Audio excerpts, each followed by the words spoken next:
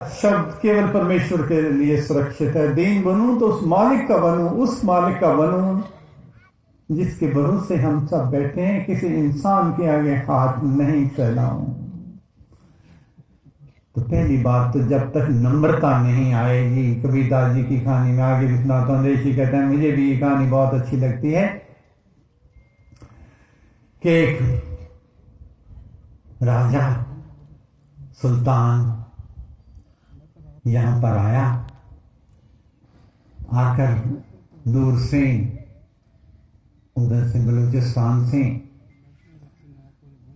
आकर उसके मन को, उसके पास सब कुछ था लेकिन मन की शांति नहीं थी। वहां किसी ने कहा, भाई तुम कबीरदास जी के घर जाओ, उनके चरण शरण में जाओ, अगर वो आपको नाम की दक्षिणा, नाम का दान आपको दे देंगे तो आपको वो जो सच्चा सुख है उसकी उसी वक्त स्वतः शांति प्राप्त हो जाएगी। वहां जाइए और कहीं नहीं मिलेगा, ठिकाना नहीं है।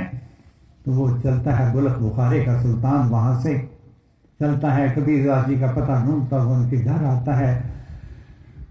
देखता है वहां तो सादा सा एक झोंपड़ी है, चारों तरफ उन्होंने गोबर मिट्टी इकट्ठी करके रोज लीपते हैं, उसको साफ सुथरा रखते हैं, चौका लगाते हैं, उनके चरणों में सिर रखा। कहने लगा, महाराज मैं बुलक बुखारे का सुल्तान हूँ, राजा हूँ वहां का।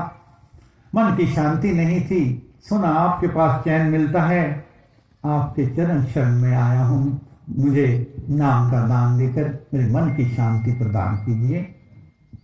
कबीरदास जी ने कहा, प्यारे आप ठहरे नवाब, आप ठहरे राजा, हम तो साधारण व्यक्ति हैं, यहाँ पोछा लगाते हैं, लीपते हैं, अपने हाथों से सारे काम करते हैं, आप कहाँ आ गए? कहने लगा, नहीं महाराज मैं देख लूँगा।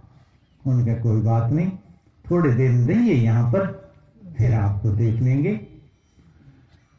माई लोई पास बैठी थी, माई लोई ने घर आकर कहा, महाराज वो इतनी दूर से बुलक बुखारे से आया है और कह रहा है कि जो आप जैसा भी कहोगे मैं करूँगा, तो क्यों नहीं उसको नाम की दीक्षा दे देते, नाम का दान क्यों नहीं दे देते?